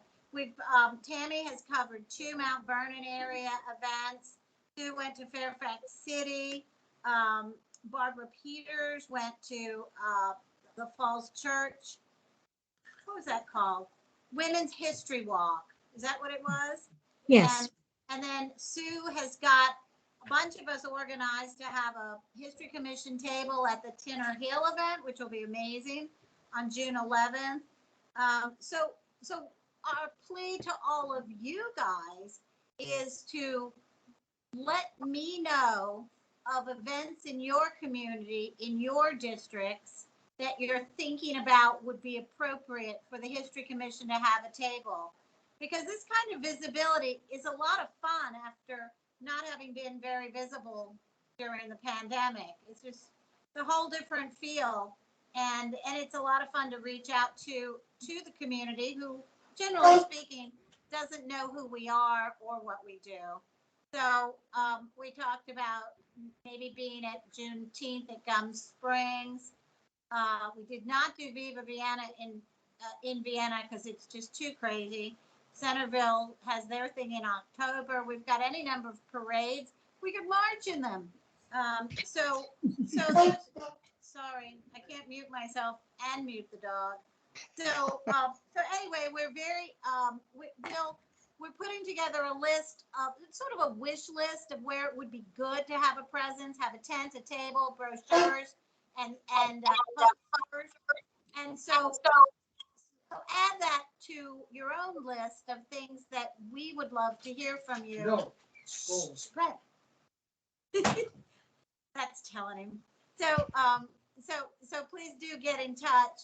You know, we just don't know the whole, we don't know the whole county, but you guys each know your district. So if you're doing events, we will be happy to support you, supporting the events on behalf of the History Commission. And I'd like to say, even if you're not able to do the events in your district, please let us know, so that we can possibly cover those. That's a good point. I mean, the ideal thing is to cover them with someone from the district, because you'll know more people and all. But if it turns out to be a weekend that some of us are available, we're happy to try to put together an event. I see some. Thanks, Barbara. I see some. Yeah, you got Carol had her hand up, and then Sue. That's all right. I just wanted to say that I did McLean Day a couple of weeks ago, in combination with the McLean Historical Society and Pleasant Grove Church. And I had all three were together, and I handed out a lot of flyers for the History Commission. They were the old ones, Anne, but nobody knew, you know, and so they were nice and glossy, and I got rid of a lot of old ones. That's good. We've been giving them away too, because it's that's the one. Nice. And we did this in 2017, and it's a nice little piece. We could probably jazz it up. It's basically, you know, kind of repeats everything we do, you know, fairly unexciting but quite thorough way. So it's something advocacy wants to spend some more time on this and update it. All right, I'm done. Was there no hand? Sue. Sue? Oh, yeah, I wanted to say that I'll have to get some more of these brochures before June 11th and coordinate with people here for a tent and things. And I do thank Anne and Barbara for volunteering to help me, because that will be a very long day probably, even if I'm there till 6 or 7 o'clock. But you know, I'm kind of excited about this, and the organizer came back and said, oh, well, why hadn't History Commission wanted to do this in the past? So this is great, and they did waive the $300 fee, and we are going to work with the Chitter Hill Foundation and kind of get to know more people there, and more of an outreach opportunity than we've had. So at a music festival too, you go to a really different audience. So I'm looking forward to it. We weren't invited before. Well, I was a little pushy. I asked for a favor, but I did a favor, and that's kind of the way you work with them. That was good. Thank you, Barbara, for your good idea. Well done. Okay, thank you, everybody. All right. Okay, thank you, advocacy. Markers and cemetery preservation, Mary. The only thing from the marker committee is that I contacted the foundry, and the Civil War frying pan meeting house is still waiting to be repainted. So they have no timeline for me. I get the impression that new markers are more important than painting old ones. So we'll just get it when we get it. I've let the frying pan people know, because they picked it up in either late February or early March. For the County Historical Marker Project, the voting committee is in the process of reviewing the submissions. There are 58 submissions. So they're in the process of doing that. For the cemetery committee, boy, was May an active month. I helped give demonstrations on how to clean grave markers, both at Pohick Episcopal Church and Laurel Grove Church cemeteries. And this is just using distilled water and soft plastic bristle brushes. And it's amazing what the dirt you can get off. And then I participated in 3 cemetery cleanups with the Covert Family Cemetery in Springfield, the Carter Tolliver Family Cemetery in Centerville, and the Sons and Daughters of Liberty Cemetery at Pine Ridge Park. And that is it. All right, thank you. Yeah, you're always busy, Mary. I just had a Anybody? question, Mary. Sure. Do we know when we're going to hear about the results of the marker project? A Is there specific timeline? date? No. I mean, everything's supposed to be wrapped up by July 15th, but that is just, again, suggestions for markers. And the next step we haven't quite ironed out yet from there. So Okay. Yeah, we have a couple in the Mount Vernon district that we're kind of hoping that somebody suggested. So we don't want to do anything about them until we find out what has been Right. suggested. Okay. So sometime in July, maybe, huh? Okay. I'll let you know when we know. Okay, cool. Excellent. Thank you. All right. Esther, I know ethnic and oral history hasn't been meeting. Do you have a report, or should we just? do not have a report. Okay. Our interview that was scheduled changed several times for different reasons. And the person that was being interviewed, unfortunately, was Naomi. So we will put that on hold until, she's well and able to do that. But meanwhile, the TV station gave us an idea that the next interviews will be in the next quarter, July through September. So we don't have the date yet. All right. Thank you. Bob, or does anybody have any questions? Sorry, I don't mean to be pushing through too quickly, but all right. Bob, resident curator program, do you have anything to add? No, it's a great presentation this evening, and thank you for the questions that followed about the other properties. Not necessarily on the list yet, but yeah, it's great. Thank you. Yeah. And Anne, did Anne arrive? I don't. And bylaws, we've as Denise indicated, our bylaws were finally approved by the board of supervisors, and the process took so long that now we're thinking about changing them again. Elise is not here. David, Fairfax City.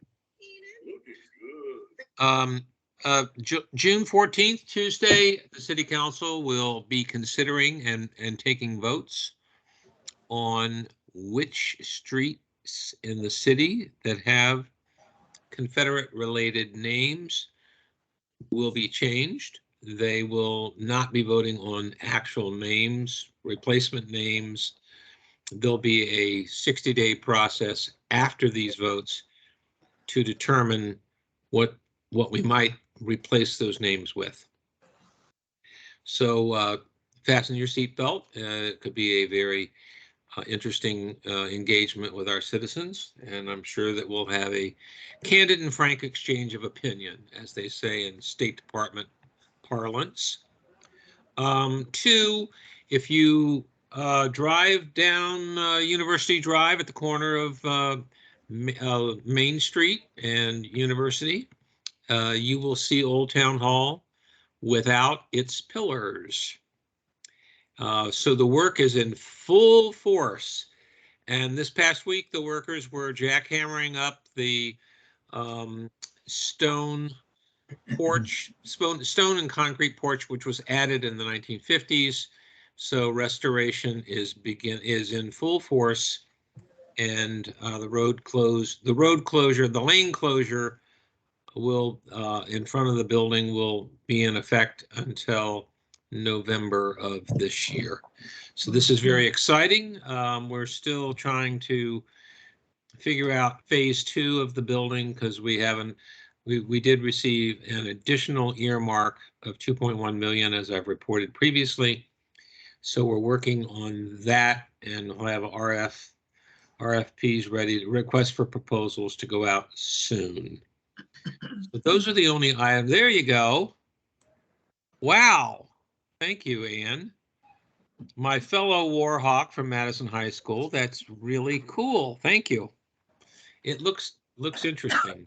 It's amazing, David. It's wonderful. Yeah. Well, No, I can't see what Ann's got. Okay. Oh, Hold on. yearbook. No, Yearbook. no. Where'd the picture go? Oh.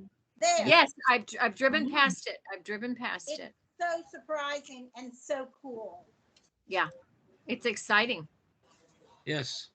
And so, and it's at the corner of 236, which is one of the most historic east-west roads in Fairfax County in Northern Virginia.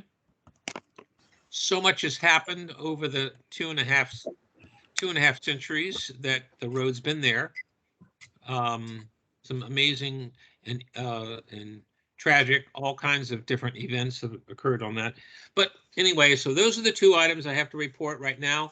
There is I think I reported previously, we are also doing a update to our historic district with a building inventory for the National Park Service for 50-year update on that.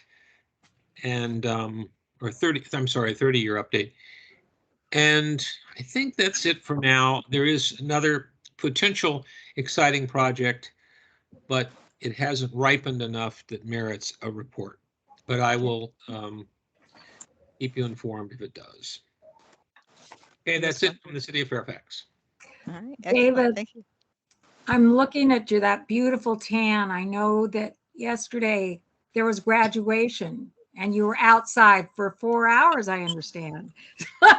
It was in 100-degree weather, and we graduated to over 500 students from Fairfax High School, and it was an interesting and exciting day. Wonderful, wonderful. Congratulations, David. Yeah, I was gonna say Esther has her You- hand up. You've had enough excitement when I saw Fairfax in the news for the trial. Oh, I thought of you. It's over. Well, it In was the actually national there was news. actually about 4 minutes on NBC Nightly News with Savannah Guthrie and Lester Holt and others. It was, I couldn't believe that they put that much reporting on this, and they really were looking at it more generically in the category of whether or not this was a turning point in the Me Too movement, or whether it was just something that was a footnote. And I'm not going to comment on that, but Well, we got Celebrity Fairfax City idiocy. in the news. I will tell you that in my conversation with John Fry, who was the clerk of the court, about 10 days ago, I asked him how he was getting along at the courthouse with this trial. And he said, well, let me just give you a couple of examples. He said, every day is like this. One morning he had to go down to the front door, and there was a lady with this huge tray of buffalo wings. And she said, this is for Mr. Depp. I'm very concerned that he's not eating well and he needs to be fortified for his testimony. Oh, then a couple of days later, some woman insisted that Mr. Fry come down, and she explained that Mr. Depp needed to come to Fairfax Hospital because she was having a kidney transplant in 2 days, and that his presence would ensure that the surgery was successful. Oh, wow. Well, they're out there. We had all kinds of characters showing up for this historic, and the only reason I'm taking time tonight to tell you this, because it was in the category of a historic event. It is historic. Celebrity idiocy. Only in our home county of Fairfax. Well, and 15 million will buy many buffalo wings. That's Yeah. David, you also got some good play on the Post. I thought the article on the Confederate Names Project also Yes. had some in there. Yeah. Well, yeah. thank you. I thought Tony Olivio did a very good job. He interviewed me for about half an hour, and I thought it was a very balanced report. Yeah. And I will share with you, even though I'm an elected official and we're supposed to be somewhat we're supposed to have our shield up all the time. I am a human being like we all are, and some of the responses from the community, a small number of responses, have been somewhat disappointing and challenging in terms of some of the things that have been said. But I think that has been more than balanced and on the other side by some very thoughtful and affirming comments about the future and where we should go as a community. I'm putting in an order for chicken wings around July 14th, and I'll come and bring you a tray.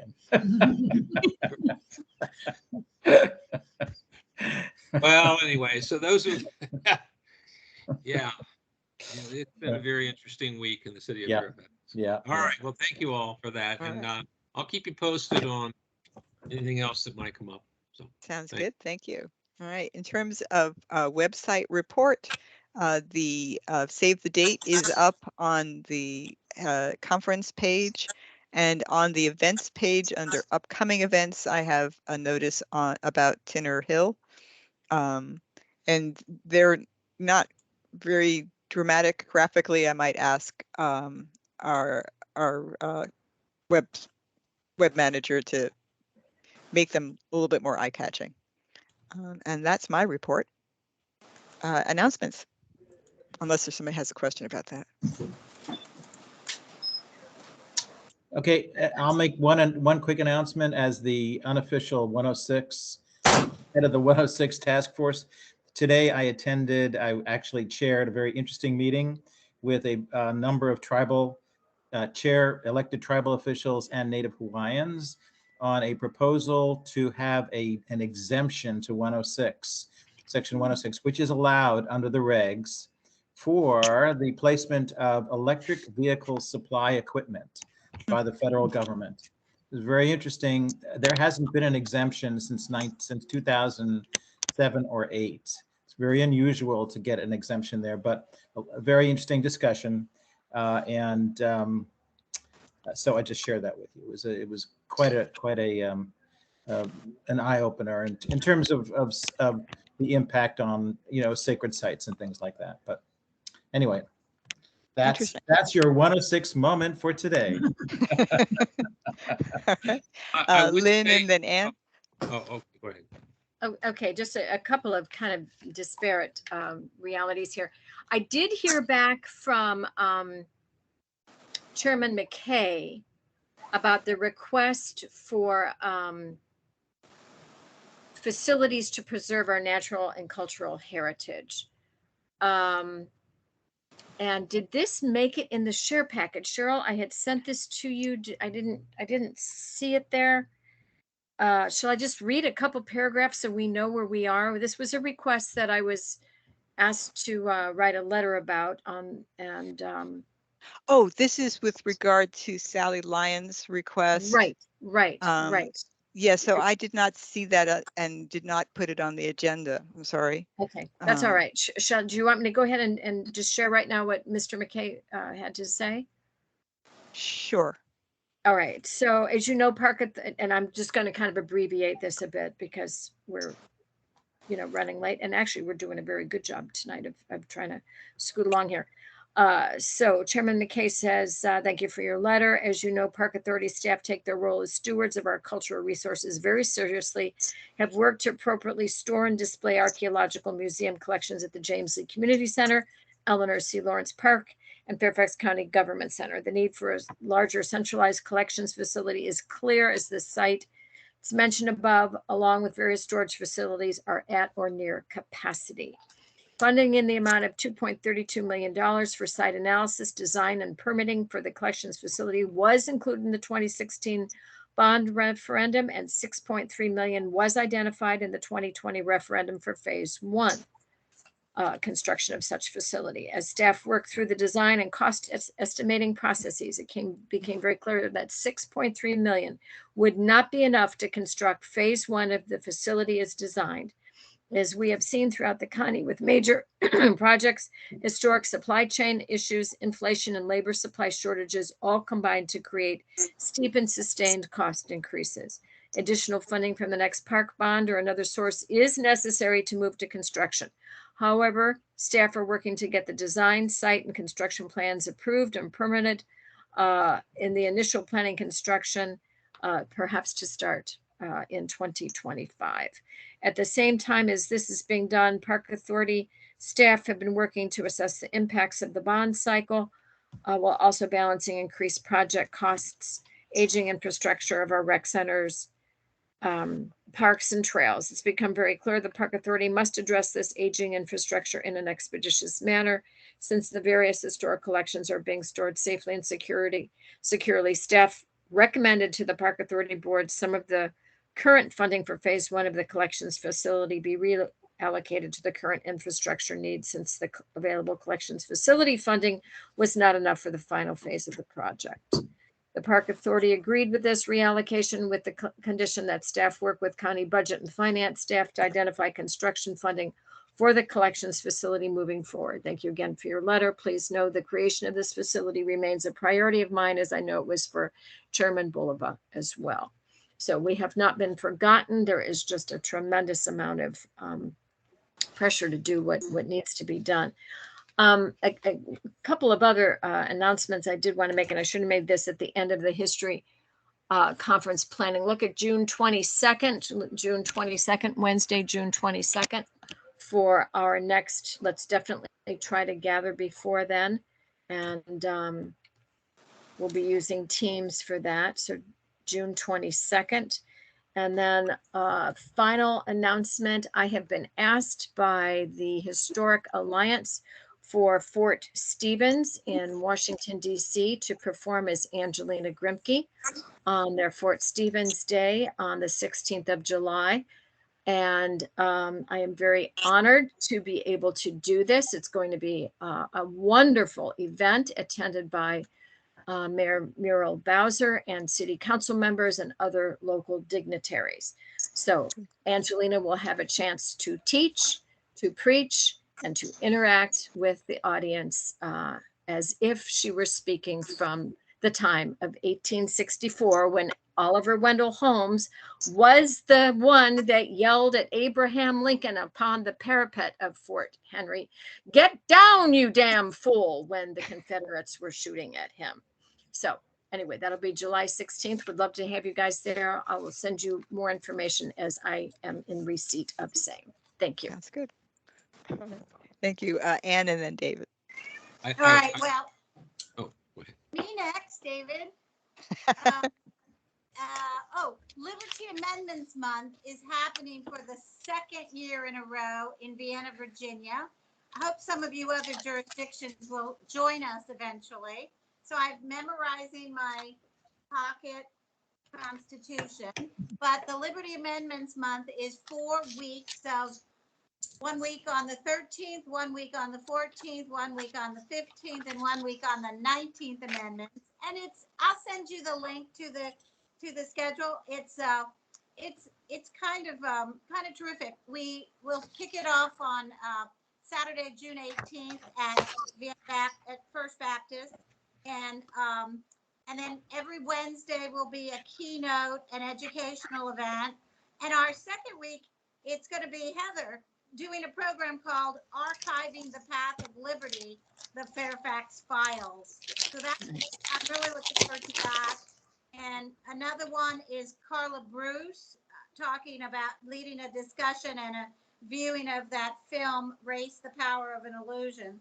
And on July 2nd, we're going to have our Vienna's first naturalization ceremony. So, I mean, it's just everything history is happening for a month in Vienna. So I hope that you guys can join us for some of it. Yeah, that sounds wonderful. David, and then I think I saw Mary raising her hand earlier too. So David and then Mary, if you're still there. I'm sorry I forgot this, but I will say that we had a meeting this week at City Hall to talk about what Vienna is doing for its Liberty Amendments observance. And we are considering possibly for June 2023 do something that parallels what Vienna is doing. So imitation is the best form of flattery. And I We commend. did. We did. I mean, do it. Last year we had 65 events, which was too many. We were exhausted. But this year we've tamed it a bit to focus on the bigger things. But yeah, we can give you lots of advice. Okay. The other thing I wanted to mention, on Tuesday, May 24, the City Council in a work session received a briefing about whether to, the staff was presenting options, and we had a discussion about the introduction of solar panels and solar technology in our historic district. The only reason I mention this is because it raised, when Jordan was talking about his 106 waivers, this is kind of a corollary to that, in that it did raise some generic questions about how jurisdictions will have to consider and possibly accommodate or reject the introduction of solar panels and solar technology in these districts. It's not an easy subject, and there are pros and cons to all of this. But I also think that there is a significant education challenge for those who are not necessarily attuned or interested in historic preservation and historic properties. And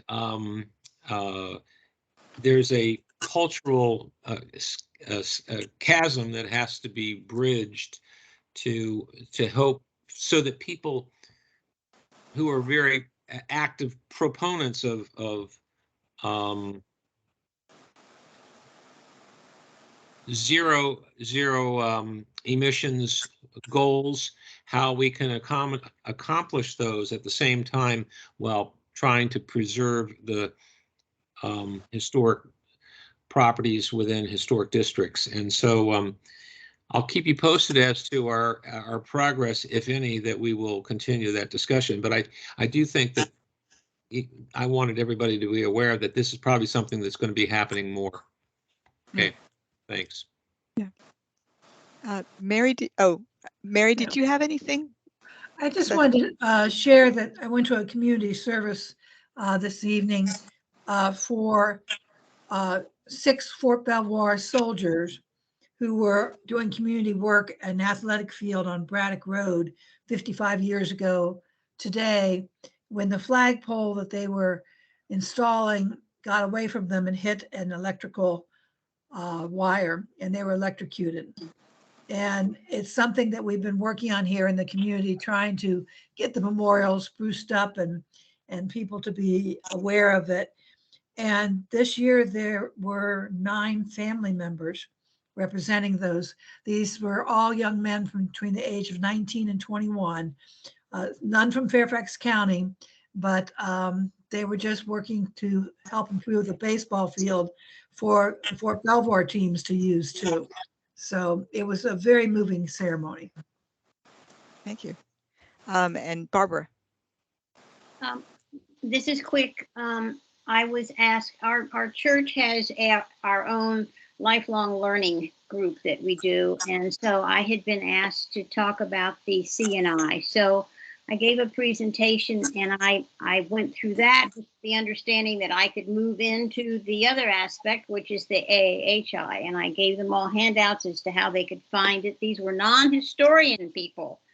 And it was a little humbling in a way that, you know, we're so versed in it, but there are people out there that aren't. But they all were enthusiastic and asked good questions. And so as Phyllis said, it's one at a time. So I was quite pleased that, you know, I actually had an audience and that they were enthused. So it was nice. So that sounds great. Sue. Oh, I'm sorry, I had lowered my hand. Thank you, Mary, for what you said. But that's the Little League field where my 5-year-old grandson plays t-ball, and we went and looked at the marker the entire family, and all the people who were there on a recent Saturday didn't know the history. So thank you Right. for pointing that out. It's kind of shocking. It is. And I was with a friend of mine who was a first responder to it, who is now 92 years old. So. Okay. Anybody else have any announcements? And Lynn, just could you send me that letter so that I can make sure it gets up into the share file so everybody can see it? Like Okay, Chairman McKay's I letter. had sent it to you, but I will pull up a copy of it. Not a problem. Yeah. Okay. Yeah. I mean, I'll search, but I don't recall seeing it. Okay. All right. Okay. I think is that anybody else? All right. I think that we can adjourn. Thank you all, everyone, for your contributions tonight. And we will see you next month in July.